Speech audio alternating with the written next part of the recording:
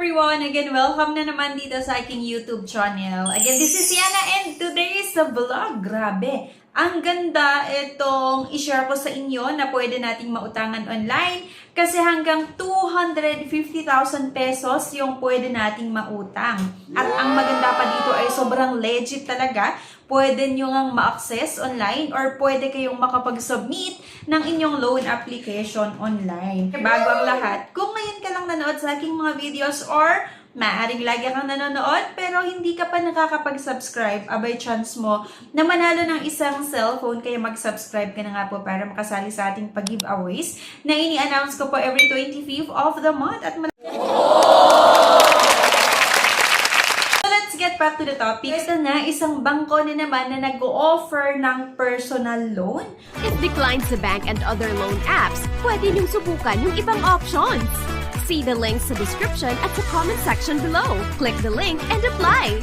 Disclaimer, try or apply at your own risk. So, ito nga po yung PS Bank Flexi Personal Loan with Prime Rebate. It's the first only collateral-free personal loan product with a revolving credit line and a fixed-term loan. May dalawang klaseng loan na ino-offer, yung revolving credit line at yung fixed-term loan. Isa-isahin natin yan mamaya na pag-uusapan. Collateral-free personal loan. Kapag sinabi nating collateral-free, ibig sabihin wala pong collateral. Hindi na natin kailangan na magpakita ng titulo ng bahay or yung mga ORCR ng sasakyan para makautang dito. The amount you can borrow decreases or increases depending on how much you have repaid. In a term loan, you are required to make periodic payments, usually over a certain fixed period.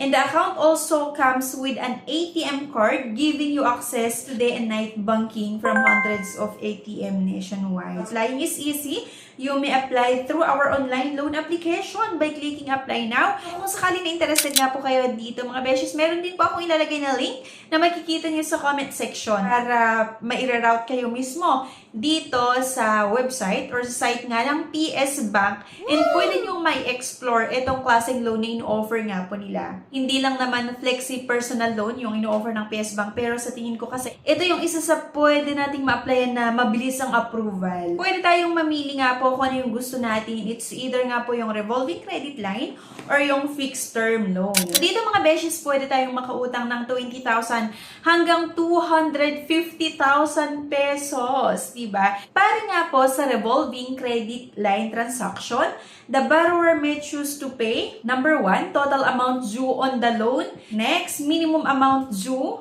Any amount higher than the minimum amount due. Para naman sa fixed term loan transaction, the borrower pays a fixed amount over a certain period. Meron itong payment tenure na applicable sa fixed term loan na 24 or 36 months. So, mamimili na lang din po tayo. The minimum amount that must be paid on or before the payment's due date to avoid any penalty. To arrive at your minimum amount due, please add the following.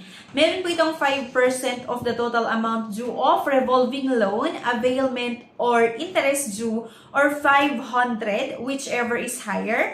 Monthly amortization of installment loan, penalty, and late charge for the period. So, meron itong 2.5% monthly interest rate for the revolving loan at meron naman po itong 1.75% monthly add-on rate para naman sa term loan. Ang interest ng revolving loan ay 2.5% at para naman sa term loan ay 1.75%. Ito po yung interest rate per annum para sa term loan. Kapag 24 months nga po, 42.88% at kapag 36 months, 41.29%. At para naman po sa revolving loan, effective interest rate per annum ay halos nasa 34.49% for 12 months. Pwede nga natin isubmit ang ating loan application online. Sakali naman po na maaprubahan ng ating loan application, pwede po tayong magbayad over the counter at any PS Bank branch nationwide. Pwede rin po sa BancNet ATM nationwide and BancNet online for clients who have deposit account in this bank. Pwede rin po via auto debit, clients initiate deduction, debit from PS Bank deposit account only. At pwede rin po at any 7-Eleven store nationwide. Para nga umutang tayo dito, merong minimum qualifications or eligibility criteria. Ang pwede lang umutang dito ay yung mga Filipino individuals na nandito sa Pilipinas or residing in the Philippines. Yung edad po, 22 years old to 54 years old upon application. If employed, at least 2 years permanent work status with 1 year tenure in current employer. If engaged in business naman or may sariling business, must be operating profitable for the last 3 years. Para sa mga employed, 15,000 po dapat yung sahod natin pataas. At para naman po sa self-employed, at least 30,000 monthly income. Dapat po merong residential landline or mobile number, business landline, and email address. Preferable an active card holder. Mas maganda pa rin talaga na meron tayong existing credit card. So, ito naman yung mga requirements na kailangan nating isubmit kapag talagang interested ka na umutang dito at sa tingin mo, kailangan mo talaga ng extra fund para sa mga hindi inaasahan, diba, na panggagamitan natin. So, kailangan nating makapag-submit syempre ng application form or yun nga po, pwede nyo isubmit yung application nyo online. Yung link nga po ay makikita nyo sa comment section. Ito yung requirements, primary ID syempre, at kailangan pa yung secondary ID,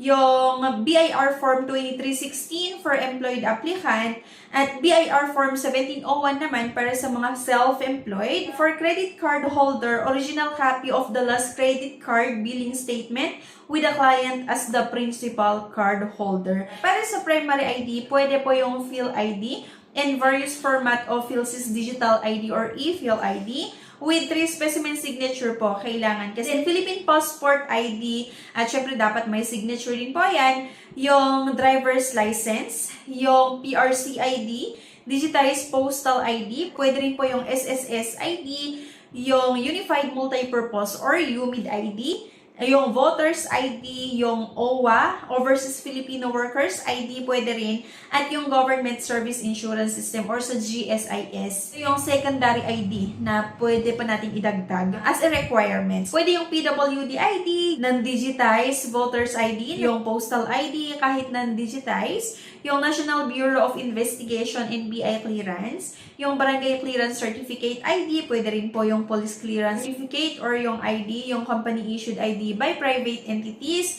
registered or regulated by BSP, SEC, and IC. At yung photo-bearing and signature-bearing student driver's permit, license with official receipt. Nabanggit ko na kanina yung BIR Form 2316 pag employed at 1701 naman kapag self-employed. For self-employed dapat din po kasama na dito yung audited financial statement with BIR stamp for the past 2 years. So, yan lang. Napakabilis nga umutang dito.